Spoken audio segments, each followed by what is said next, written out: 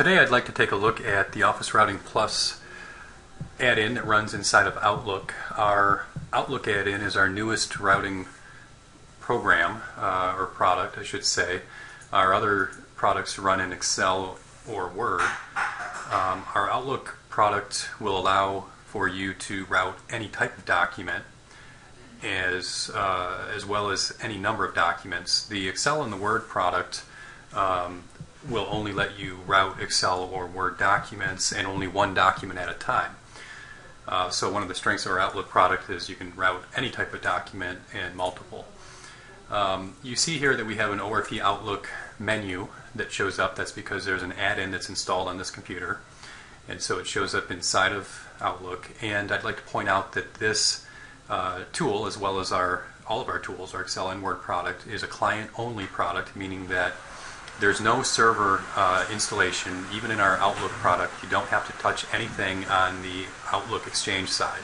So this is a client-only architecture, which is one of the reasons that our products, I believe, are so popular, is because they're very lightweight and quick to install for administrators, and there's no cost on the server side and no administration for managing anything in the server. But they're also very powerful, especially our Outlook product, and you'll see why, because we're running inside of Outlook, so that there's a number of things we can leverage from Outlook for controlling document review.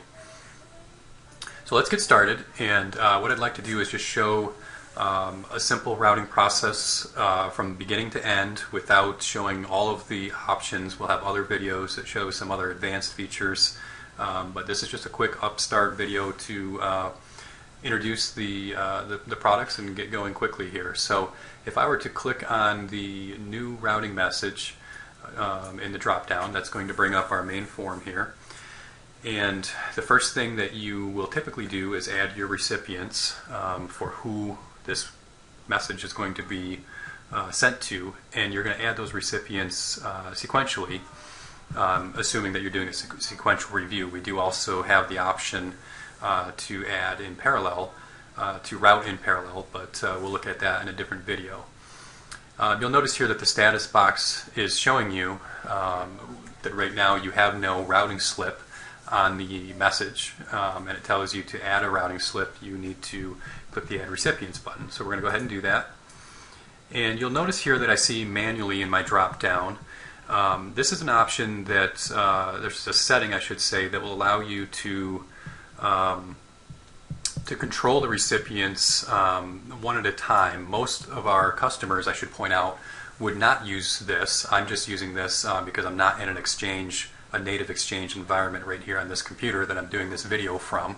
But normally you would see from global recipient, you'd see from global address book right here instead of manually. And that's going to just show you your organization's global address book. And in that way you can route to anybody in your organization, and you would just see your entire list of recipients the way that you normally do when you go to compose a new Outlook message that's a normal message. You'll see that I have a few saved lists here. I won't cover that in this video, but the concept of saved lists, as you might imagine, is to add some recipients sequentially, and then you can save that list over here using these features over here. And that way you could quickly just select those recipients again, and that saves the list in the order that you had that recipient list saved in, so you don't have to add them back in the same order again on different documents that you're routing out for. So I'm going to select manual in this case, and I'm going to just go ahead and select a few people to route to. So this has to go in this order, first to Fred in this case, and then to Nancy. And notice when I hit OK that if I come back here, it shows now in this main routing grid here that it's going to go first to Fred and then to Nancy. And notice when I hit Add Slip now, because up here it tells me that I had to add recipients and then click Add Slip, that's going to give me a message. And notice at the bottom here, it now has added for me a placeholder that tells me that the last route, if you will be to come back to the initiator. This is our to column, and it's going to come from whoever the final recipient is. In this case, it would be Nancy, but we just say final recipient here because Nancy or Fred could optionally add a new recipient to this list if they chose to do so. And then it wouldn't necessarily be coming from Nancy. But the idea here is that we want to make sure that the initiator knows that they don't have to add themselves to the list of recipients at the end because the system knows that the last recipient is always you, the initiator. Okay, so I'm going to go ahead and put in a subject here. I'm just going to say please review. And that subject will be seen in the subject of the message that goes out to Fred. It will also be seen by Nancy as the same subject on the message, the Outlook message that she receives, unless Fred decides to change the subject in the text, in the routing message that he gets. I can also add a comment here, and same concept. This is going to show up in the Outlook message itself. In this case, it's going to show up in the body of the email that goes out.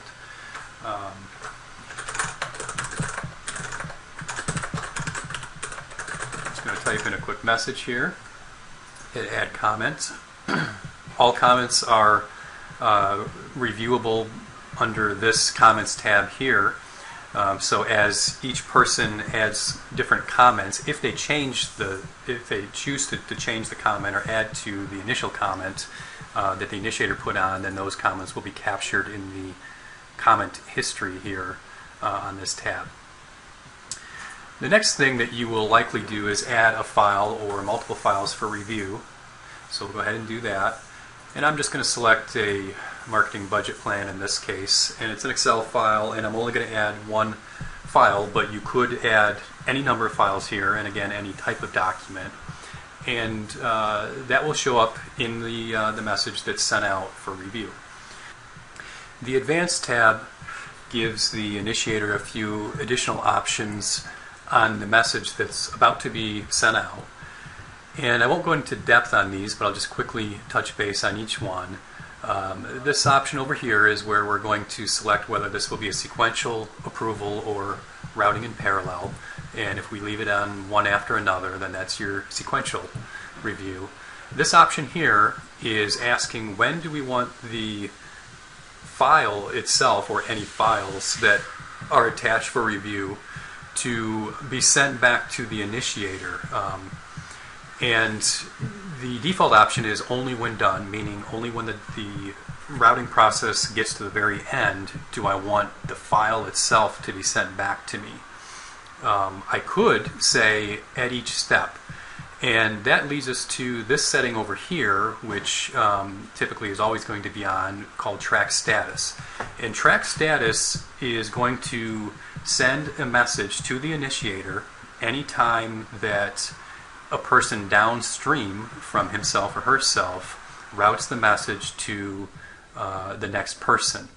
And so that email will come through, and that will have the tracking information on the email. We'll take a look at that shortly. And that also can be more quickly found on this tab, which we'll also look at, the History and Status Tracking tab. But I want to get back to this option here, the Add Each Step. And that works in conjunction with the track status option in this way. If I choose at each step as my updated file setting, then what that means is every time I have that status message sent to me that shows the status of the overall routing process, I could optionally have the file itself or files sent along with that status message. And what this allows for is the initiator to see any changes that have been made to the file or files at each step, rather than just getting it back at the end in case the initiator wants to interject and say that there's a problem with this change, or just to be in the loop on what changes are being made to the file. I'm going to leave this at only when done. These flags down here allow you to control the due dates and reminders for the message. And the concept here is any message that gets sent out, we can have an actual due date on the message that will show up just like a normal Outlook message can have a due date assigned to it. And it also can have a reminder pop-up. And the way that we control this, since we're in a routing process here where we don't know when each person might receive the document, because that depends on the person in front of them and when they approved it to the next person, this is controlled in offsets after reception. So if you read through this, that will give you an idea, and you can look at our help manual online as well to get a better idea here. And these are just some options down here. You could send a message out on delay, and you could ask for read receipt as well. That pretty much covers it at a high level. And so I'm going to go ahead and route this to next, or in this case to the first recipient. I can do that from the Files to Review tab, or I can also do it from the Routing Slip main tab here. And so I'm going to go ahead and hit Route to Next. And that's going to be sent off to Fred. And then we'll take a look in a moment at the other side here where Fred's going to receive this and take a look at the message and the files that were sent to him, and then he can go ahead and choose to route that on to Nancy.